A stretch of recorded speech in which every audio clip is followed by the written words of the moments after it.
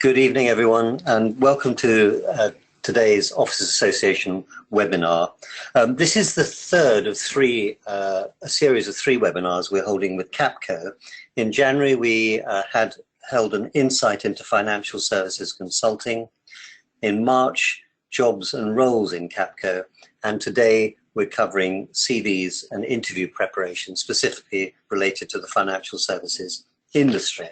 So my name is Clive Lowe. I'm a career consultant at the Officers Association. Now, to introduce our guest speaker tonight is Milo Skene. Milo, welcome, and could I ask you to introduce yourself?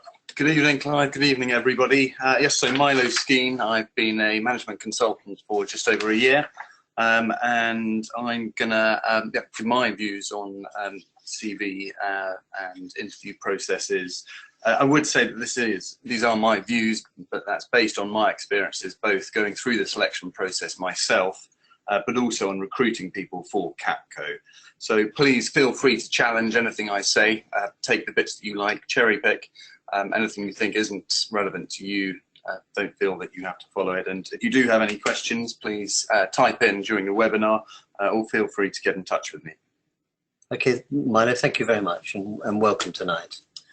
Now, today's webinar will look at an overview of the whole process of applying for a job, some bits about CV preparation, and then finally, interview preparation. And to address these points, we will pose to you, the attendees, some poll questions. So, poll number one, what concerns you most about applying for a job? Is it the covering letter? Is it the CV? Or is it the interview? Okay, well, the figures come out, 27% are concerned about, or most concerned about the covering letter, 9% about the CV, but 64% of you about the interview. So Milo, how does that look to you? Yeah, I think it's very interesting that the interview straight away is what the majority of people concerns them most. And I think that's probably understandable, considering that you don't necessarily have your own time to get everything ready as you do with a CV or a covering letter. You can take your time with it, pick what parts you like, whereas an interview, you're on the spot. And I'll talk more about CVs and interviews a bit later on. But covering letter, again, 27% most worried about that. And I think that if you are worried about certain areas, do speak to other people who've been through the process and see what they did, what they found most difficult, what they did to overcome that. Ask to have a look at other people's covering letters. But really addressing the covering letter, I think that it must highlight why you want the job you're applying for and what your relevant skills are. And you have to make it very, very obvious so that when people are going through covering letters and CVs, they can see immediately, right, yes, he wants to go into financial services or wants to go into consulting because of X, Y, and Z, and it's very, very clear. You, of course, have to bear in mind that there may be 10, 15, 20, 30 different applications, and so people aren't necessarily going to spend a huge amount of time on each one. So I would highlight right at the top, summarize everything, why you want to, make it obvious, and then go into a bit more detail about your relevant skills. You can bring out other experiences you've had, bring to light some things of perhaps that have happened recently in the industry to show that you know what you were doing. And also it's quite a good opportunity that, particularly going from military into financial services, you may not have a huge amount of experience in financial services, but you can demonstrate in the covering letter what you're doing about that. For example, you might be doing a certain qualification, or you can mention some recent regulation perhaps that's come in, and just demonstrate that you're aware of what's going on, that you're showing a real interest in that. So really, whole overview of the whole process, it's important to understand what the process is from start to finish. So, for example, with Capco, there is you send your CV and covering letter in.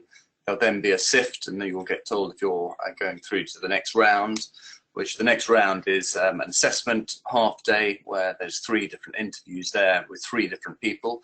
Normally, you'll get someone from HR, who will start off, and then you'll get 2 others as you go through that. Preparing for that, if you can find out who the people are that at each stage, so who's going to look at the CVs, who's going to be doing the interviews, that can always help. You can do a bit of read up a bit behind them, see if they have any certain areas of interest that you can highlight and maybe speak about. And like I said, it's so important to speak to others who've gone through the process and see what they did, how they overcame any problems they thought they were going to have, what went better than they thought, what went worse than they thought, just so you can be prepared on the whole flow. Time management is important, and again, you don't want to be putting your CV in at the last minute, an hour before the application deadline goes. Internet might go down, so do give yourself a lot of time beforehand so that you can actually, if something slightly goes wrong, you suddenly think, actually I might just change this or tweak that, you have that. So do have an appreciation of time. Thanks, Milo. The second poll question then is, what do you find the most difficult part of compiling your CV? So A is the profile, B is the achievement statements, C is explaining military roles to civilian audiences, and D, highlighting what career you want to go into. And the figures come out as, so the profile, nobody highlighted that, but achievement statements, 20%, explaining military roles, turning it into civilian speak, so to speak, is 20%, and highlighting your career, 60%. Milo. So I think I'll start with it's interesting that profile, no one found that the most difficult part. And it's something that I know that it caused a lot of debate, whether you should have a profile or not.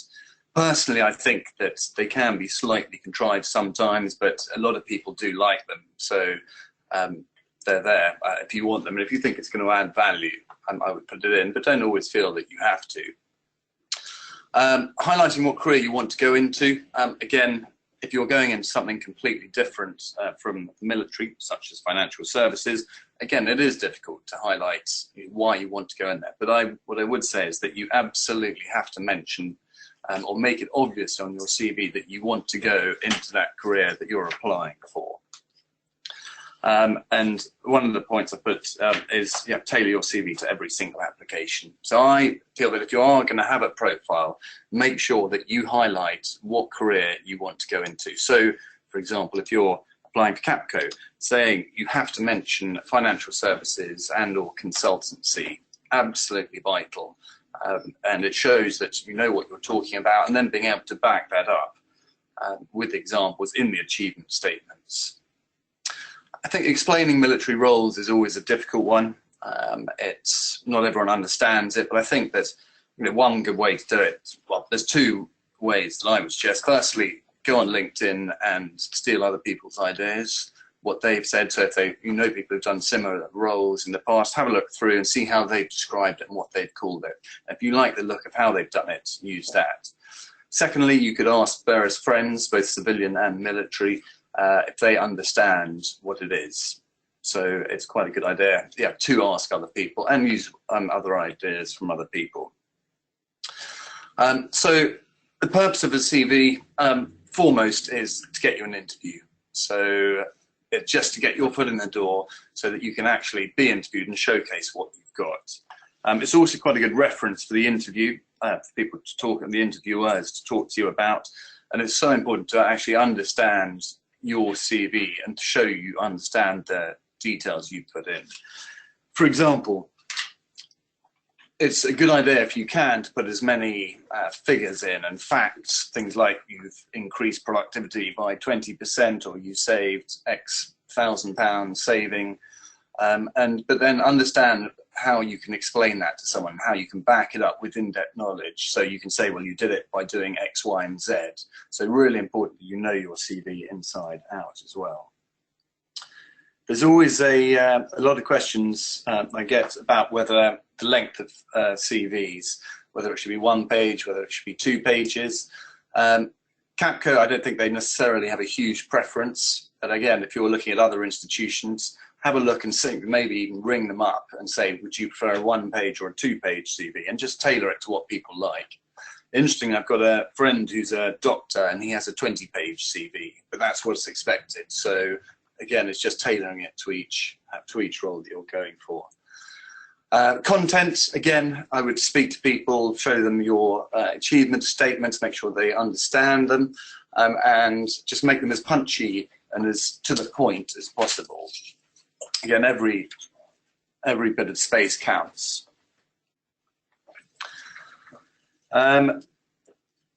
Like I said, look at other people's CVs. If you have friends, say, can I look at your CV? Obviously, not passing it around to other people. But again, it's a good idea just so you get into the idea and framework and mindset of how CVs set out. Milo, we had a question here. Is there a preferred format for CVs? Would there be a preferred format for Capco? I think, like I said, I think between one page or 2 page, not necessarily a huge preference. But personally, I think the best way to set it up for Capco would be to have, perhaps a profile statement at the top, if that's what you want.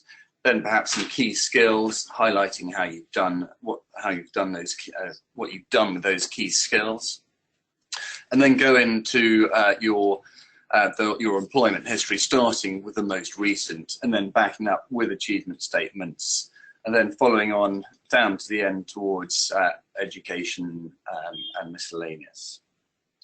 And would you consider it rude that somebody looking to go to an interview research the potential interviewer using LinkedIn? Because they will then know that they've been researched. Not necessarily.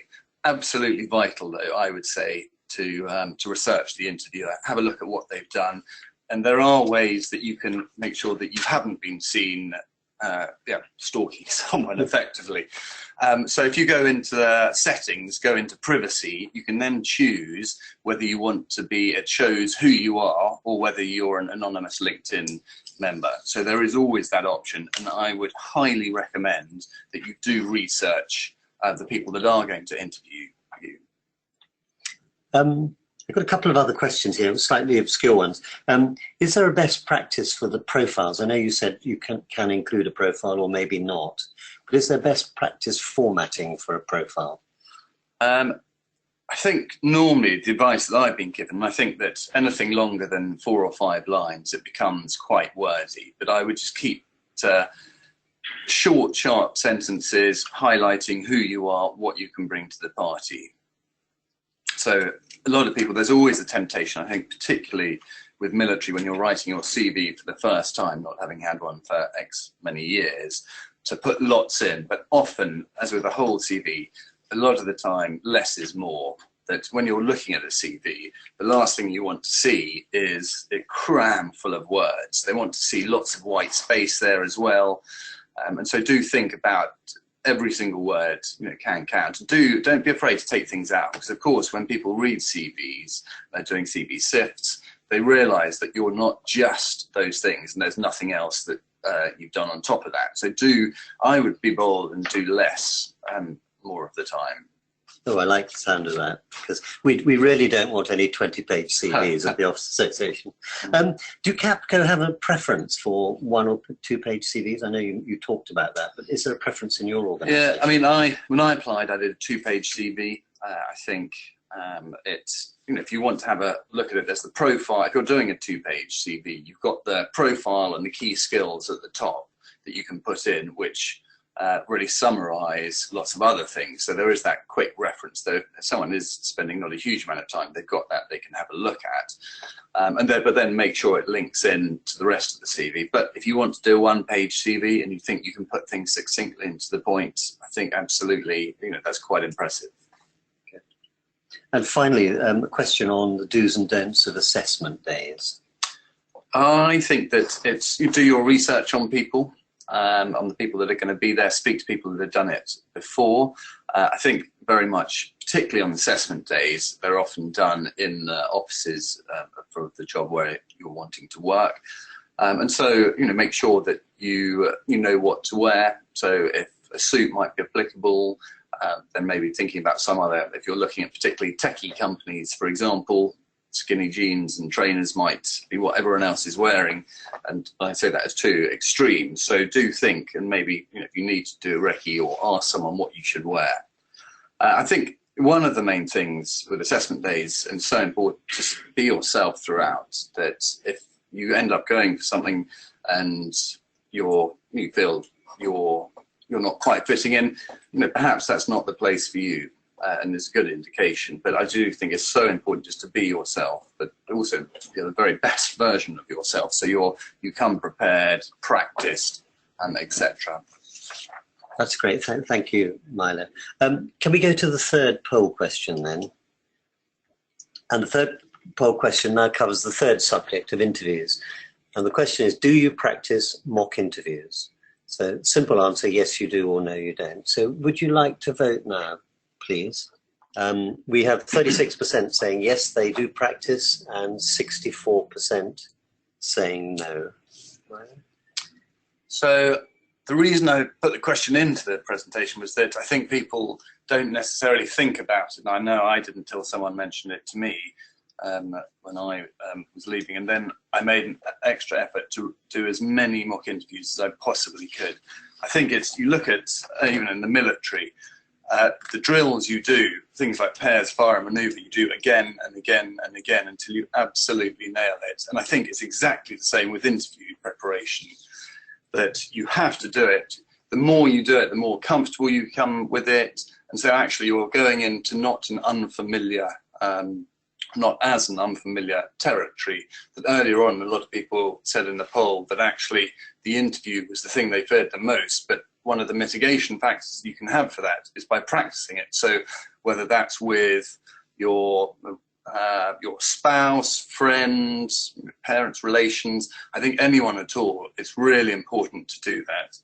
And one of the things that I did, that I had a bank of questions, so a bank of about 40 or 50 questions that I wrote for myself with my stock answer. So for example, going for an interview with Capco, I was pretty certain that they would say, why do you want to go into financial services? So as soon as that question came up, I practiced it 20, 30 times, maybe 10 times with other people and 20 or 30 times on my own. I knew exactly what to say. I said, well, actually, there's 3 reasons why, 1, 2, and 3. And it looks very impressive when you can do these questions quite succinctly. Excuse me. There is also huge value in going through all those questions, speak to other people who've been through similar situations and say, what questions did you ask? So that you can put those in your bank of questions, so that when perhaps they do throw in a question that you may not like or you may not be expecting, you're more prepared. And one of the questions that I always hate being asked is, what are your weaknesses? And of course, if you practice that 10, 20 times before, actually, it's very, very useful. Milo, we have a question here. Should key skills be evidence? I think this refers to the sections in the CV. Should you provide evidence against the key skills, or do you leave that to be included within the career history of the chronological section? I would say evidence them, but then expand more in the chronological part. So I think that if you have, say, 3 or 4 or 5 skills right up at the top and you can evidence them, again, I think that looks very impressive, because of course anyone can say, I'm a fantastic leader, but actually if you say I've led X, Y, and Z, achieving this, actually it adds a lot more weight to it. So I would say definitely anything you put down, if you can evidence things, if you can put a number on it, a percentage on it, I think that's absolutely vital. We just had a question in, again, someone asking whether it's worth practicing in the mirror. I think absolutely it is, definitely, because often when you're under pressure, perhaps in an interview situation, you don't necessarily know what you do. So for example, you might fiddle with your fingers, and so actually you might think, actually when you're in the interview, what I'll do is actually just put my hands together, lay them on my lap, and then go forward. So I think it is definitely worth practicing in the mirror, maybe even videoing yourself.